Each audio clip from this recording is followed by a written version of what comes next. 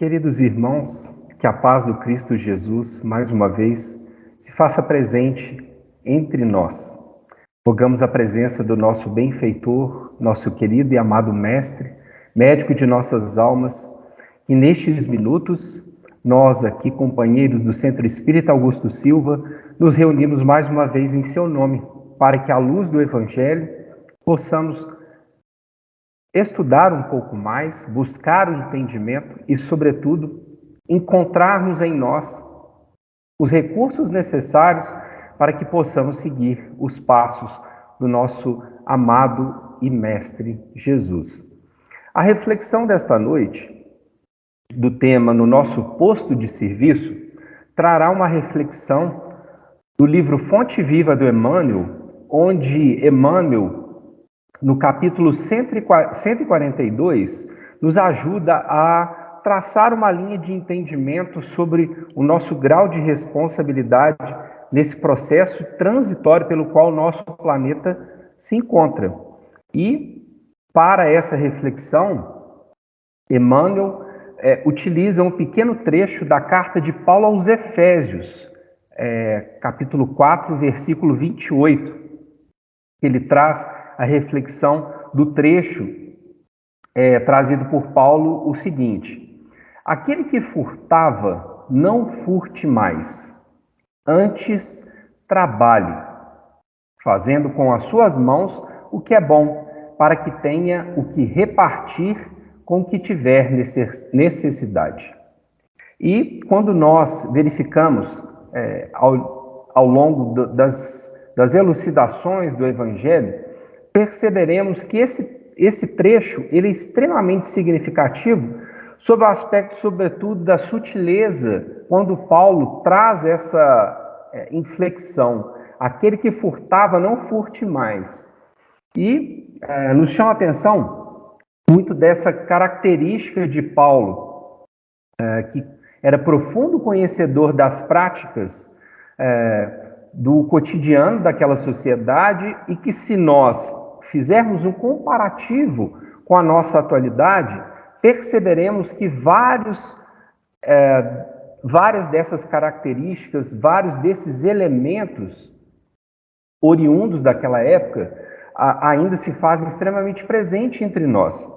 Porque vai ficar mais claro quando nós trouxermos aqui a reflexão de Emmanuel no livro Fonte Viva. Ele começa nos trazendo uma reflexão sobre o que tipo de furto, quais seriam esses roubos que são comuns ainda no meio da nossa sociedade. O que às vezes pode nos parecer impactante, essa orientação de Paulo, aquele que furtava, não furte. Nós podemos nos perguntar, mas eu furtar? E interessante vermos e analisarmos o que Emmanuel traz de reflexão. Lá no livro Fonte Viva ele começa assim: há roubos de variada natureza, jamais catalogados nos códigos de justiça da terra. E aí ele traz o seguinte: o furto do tempo aos que trabalham, assaltos à tranquilidade do próximo, depredações da confiança alheia, invasões dos interesses dos outros, apropriações indébitas através do pensamento, expoliações da alegria e da esperança. E aí ele continua com as chaves falsas da intriga e da calúnia, da crueldade e da má-fé. Almas impiedosas existem penetrando sutilmente nos corações desprevenidos, dilapidando-os em seus mais valiosos patrimônios espirituais. Quando nós, então, trazemos para a nossa reflexão, nos situarmos nesse contexto, verificaremos, sobretudo, as características pelo qual somos ainda reconhecidos, tanto nós que somos habitantes, mas até mesmo o nosso planeta. Somos um planeta ainda de provas e expiações. E as nossas relações, basicamente, ao longo das várias reencarnações, sobretudo, nos coloca em situações em que cometemos vários desses delitos, que infringimos várias desses elementos trazidos por Emmanuel, que aos nossos olhos, né, aos nossos olhos das leis humanas, pode parecer que furtar o tempo de alguém, e se nós aprofundarmos um pouco mais no conceito de cada elemento desses, né, que Emmanuel nos traz, ele fala do tempo, da tranquilidade, da confiança, do interesse, do pensamento, da alegria, da esperança, e ele termina falando dos patrimônios espirituais. Ao infringirmos as leis divinas, que, sobretudo, no livro dos Espíritos, Kardec e os Espíritos nos esclarecem um pouco mais do quais seriam essas leis, e aí nós temos as diversas leis, a lei do trabalho, a lei de sociedade, a lei de justiça, amor e caridade. Quando nós olhamos esses vários elementos, nós percebemos que se cometemos algumas dessas atitudes, ainda estamos infringindo vários artigos deste arcabouço legal da lei divina que está gravada na nossa consciência. Então é necessário observarmos justamente o que Paulo nos adverte inicialmente. Aquele que furtava, então não furte. E aí traz uma simbologia do que ele está trazendo aqui aos Efésios, porque, sobretudo, ele quer inflexionar para os Efésios uma nova forma de condução das vidas daqueles que buscavam seguir os passos do Mestre Jesus. Então, ele faz um convite para a interrupção justamente desses atos delituosos que podem passar despercebidos ao verniz social, às características da nossa sociedade, mais ainda distraído, né, com as tecnologias, com as relações ainda extremamente fragilizadas por esses elementos, nós percebemos que é necessário, então, interrompermos esse processo. E aí, essa interrupção, sobretudo, ela nos traz um elemento extremamente importante para a nossa reflexão aqui também, associado a isso. Lá no livro Céu e Inferno, no capítulo 7, Kardec e os Espíritos nos falam que o processo de regeneração do homem, ele passa por 3 estágios extremamente importantes, que o primeiro deles é o arrependimento. Então, se tudo aquilo que eu faço, eu infrinjo uma lei divina, o primeiro passo para que eu consiga superar esse passado delituoso, essa atitude delituosa, o primeiro passo é o arrependimento. Depois é necessário a reparação. Então, se eu furtei o tempo de alguém, eu vou ter que recompor esse tempo dessa pessoa. A mesma coisa em relação à tranquilidade, à confiança e os outros elementos que nós falamos. Então, nós vamos ter que reparar essa pessoa que nós causamos algum malefício ou alguma conduta que prejudicou de alguma forma essa pessoa. E, por último, é necessário o processo de expiação. Quando nós associamos a essa reflexão a questão 132 do Livro dos Espíritos, do nosso objetivo da encarnação, fica mais claro esse convite para nós, justamente, darmos o nosso padrão de conduta, ou seja, estabelecermos um novo roteiro na nossa jornada. Porque, se refletirmos, né, os Espíritos nos falam que o nosso objetivo da encarnação é buscarmos atingirmos a perfeição, mas para que isso seja possível, né, nós teremos contato com todas as vicissitudes terrenas, ou seja, com todos esses elementos que Emmanuel traz nessa mensagem, e para algumas dessas pessoas isso vai ser uma expiação, uma prova, mas para outros será considerado uma verdadeira missão, ou seja, aquele que ainda se encontra envolvido com essas condutas ainda que não condizem com o padrão crístico, continuarão vivendo experiências expiatórias, passarão por dificuldades aqui na matéria. Mas aqueles que já se encontram no caminho, que já compreenderam a mensagem, vem a sequência, né, que Emmanuel nos traz. Então, aquele que furtava não furte, ou seja, aquele tipo de conduta que até então as pessoas às vezes querem nos trazer como normalidade, principalmente se refletirmos sobre a conduta de algumas pessoas da sociedade, ou às vezes até a classe política, às vezes a normalização desse processo.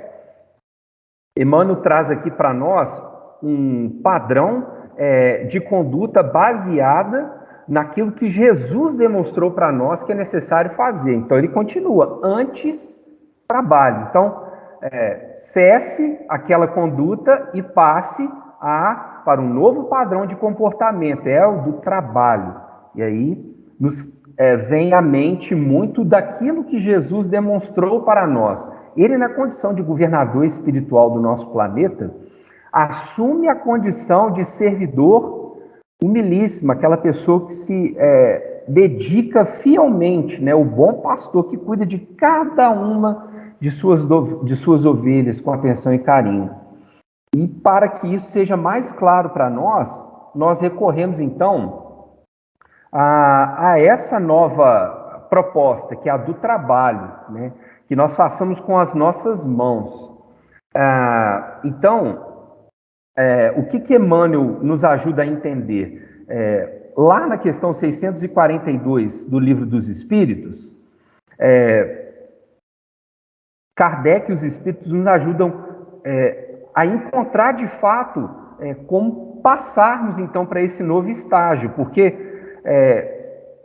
se nós pegarmos esse trecho de Paulo aos Efésios, né, ele fala, aquele que furtava não furte, antes trabalhe, ou seja, ele não fala só para não furtar mais, ele exige, né, daquelas pessoas, ou ele propõe àquelas pessoas um novo roteiro de conduta, que é o do trabalho, que é o do serviço. Por quê? Nós vamos compreender um pouco mais lá na questão 642, então, do Livro dos Espíritos, o porquê dessa advertência de Paulo. Na questão 642, Kardec pergunta, né, para agradar a Deus e assegurar a sua posição futura, bastará que o homem não pratique o mal? Ou seja, eu só devo deixar de furtar? Né? Então, aqui Paulo já sinaliza para os Efésios, né? Antes trabalhe. E aí o que os Espíritos respondem? Não cumpre-lhe fazer o bem no limite de suas forças, porquanto responderá por todo o mal que haja resultado de não haver praticado o bem.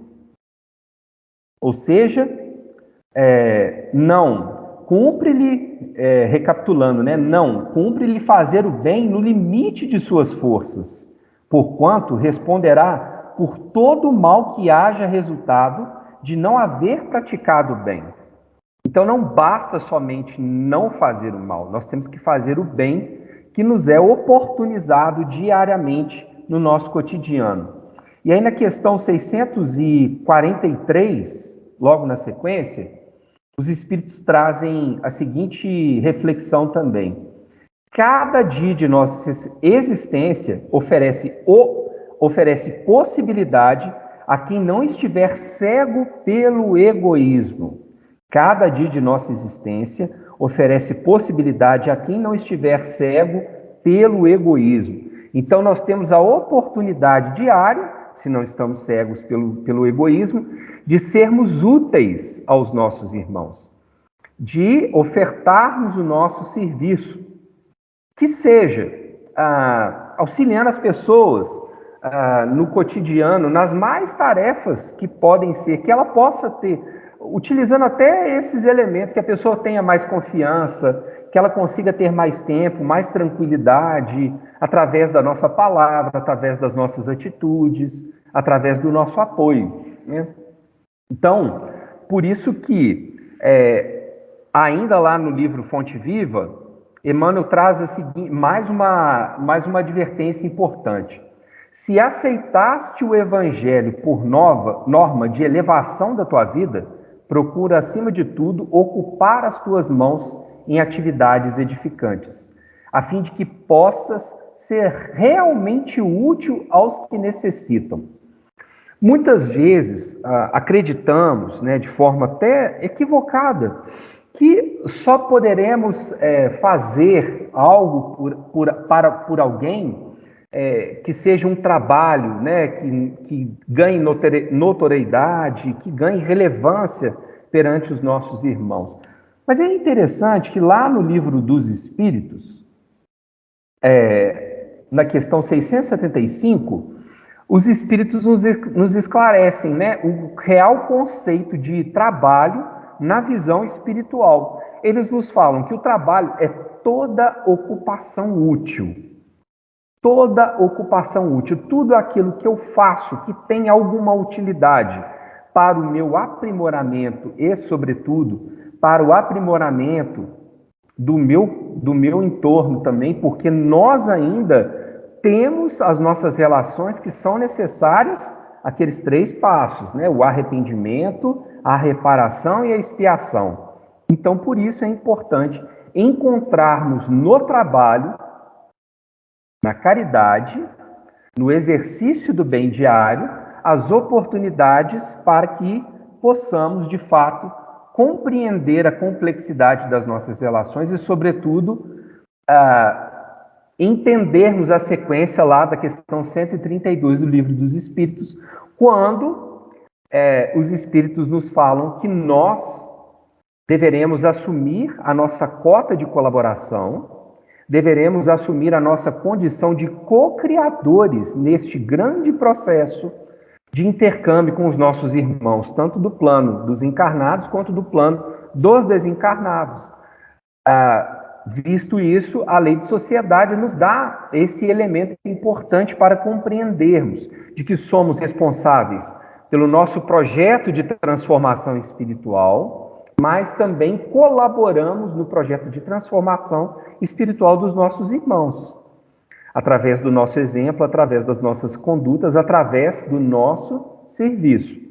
Então, se Jesus fala que meu Pai trabalha até hoje e eu trabalho também, Emmanuel nos dá a dimensão da grandiosidade dessa frase que ele traz ainda no livro Fonte Viva. Na preguiça está sediada a gerência do mal. Quem alguma coisa faz, tem algo a repartir.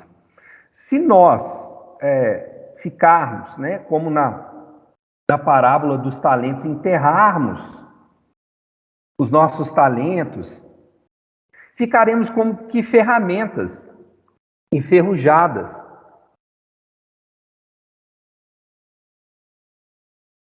Ao relento, que poderia estar prestando valioso serviço aos nossos irmãos e, sobretudo, colaborando diretamente no nosso aprimoramento moral, porque avançamos por várias reencarnações intelectualmente.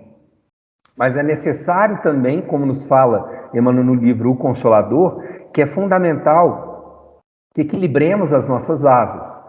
Deveremos avançar intelectualmente, mas moralmente também. E através do serviço, do trabalho no bem, do serviço ao próximo, é que nós conseguiremos. Continuando lá na questão 975 do Livro dos Espíritos, os Espíritos nos esclarecem. O espírito sofre por todo o mal que praticou, ou de que foi causa voluntária, por todo o bem que houvera podido fazer e não fez, por todo o mal que decorrera de não haver feito o bem.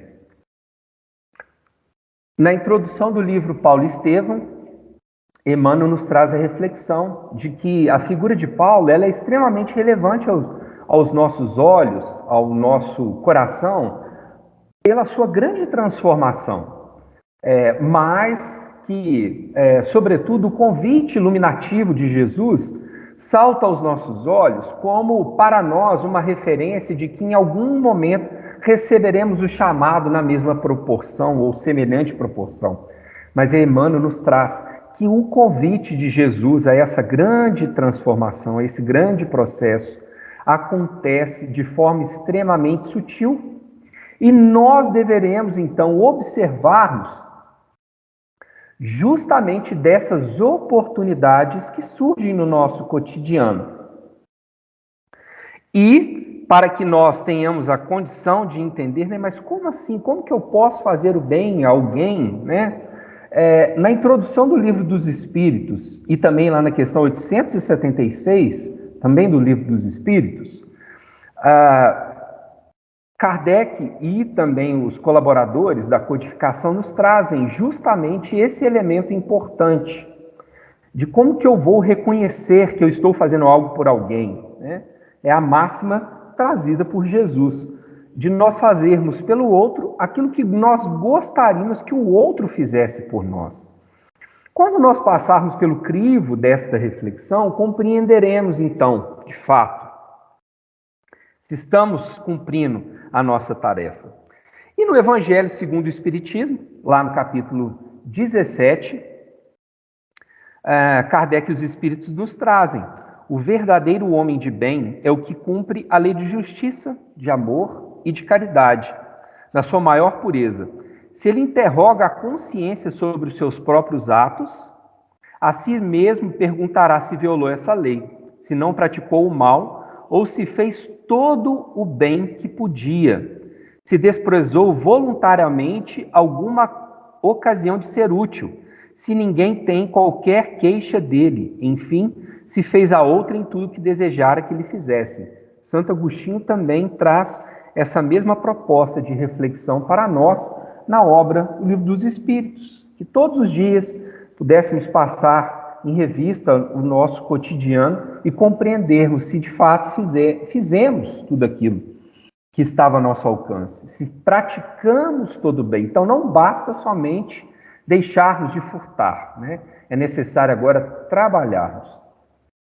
Para ilustrar de uma forma um pouco mais carinhosa aos nossos corações, nós trazemos aqui como ilustração mesmo, algo que acontecera de forma extremamente especial aos corações de todos nós. Aquilo que acontecera com um dos grandes apóstolos do Evangelho, que a doutrina espírita nos revelara para nós sobre a sua conduta transformadora e renovadora aos nossos olhos, e que nos mostra como de fato podemos colocar tudo em prática, isso aqui que estamos conversando nessa noite. Essa história acontece com Eurípides Barçanufo, um grande trabalhador da seara espírita que vivera na cidade de Sacramento, em Minas Gerais, e está relatada no livro A Vida Escreve, de Hilário Silva, se não me engano, a referência. E conta-nos, nesta obra, que em determinado dia Eurípides estava em suas reflexões, à noite, mais à noite, e ele sentira um certo cansaço, uma certa sensação de dormência do corpo, e percebera que logo notara um desprendimento do corpo físico. E notara que rapidamente ele começara a subir num processo de volitação com extrema facilidade e que aos olhos dele, mãos angelicais lhe sustentavam o processo de volitação. E Eurípides percebe que sobe paulatinamente, gradativamente, cada vez mais alto, mais alto, mais alto, até chegar numa Campina Verde, um cenário extremamente belo. E Eurípides se depara com aquele cenário extremamente gracioso aos olhos, e ao fundo ele nota uma figura de um homem sentado, uma figura extremamente luminosa. E aquela figura é como que atraísse como um imã a figura de Eurípides. Ele se vê hermanado por aquela figura, e quando ele se aproxima, ele percebe que estava diante dele Jesus, o nosso grande e querido mestre. E Eurípides se toma de uma comoção tão grande que se sente chumbado ao solo naquele momento, no plano espiritual.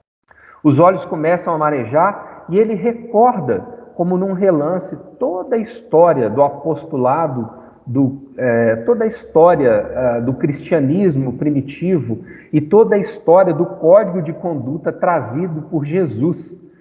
e recorda o quanto que era impactante a presença de Jesus aos seus olhos. E ele nota, assim, se sente extremamente emocionado, caminha até a direção de Jesus, mas tímido, não havia coragem até então para que desferisse alguma conversa, alguma pergunta, e as lágrimas copiosas escorrem aos seus olhos.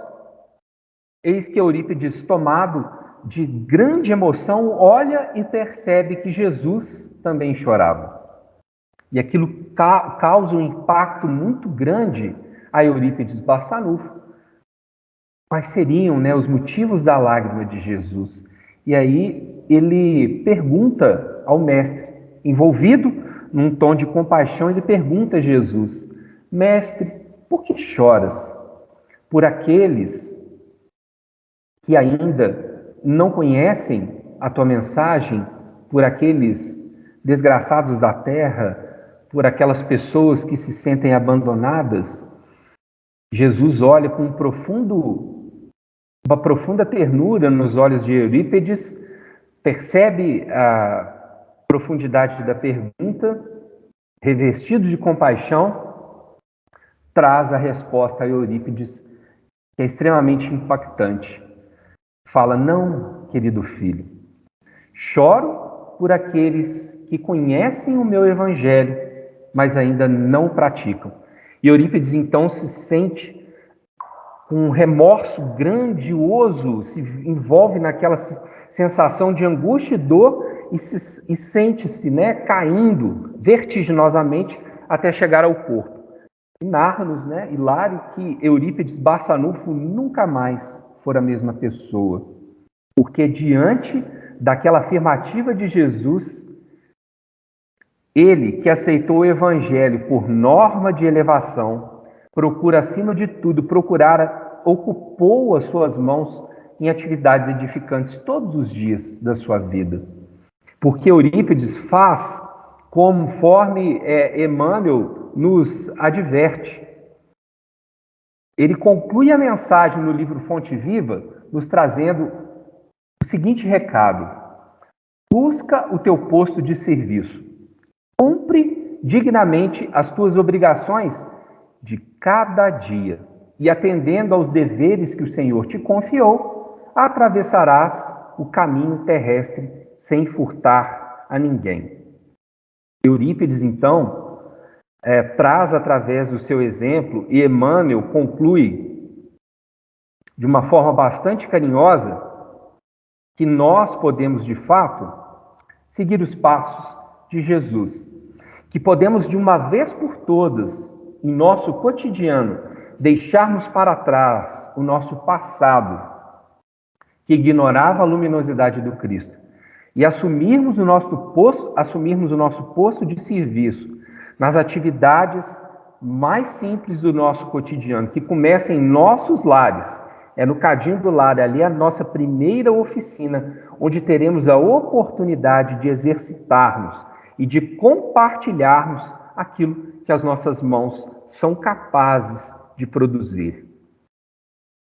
Lembrando sempre que Jesus, ao multiplicar os pães, perguntara aos seus apóstolos: que tendes? E ele multiplicou pães e peixes. Claro que, de alguma forma, Jesus nos pergunta todos os dias o que nós temos a oferecer para podermos partilharmos através das nossas mãos.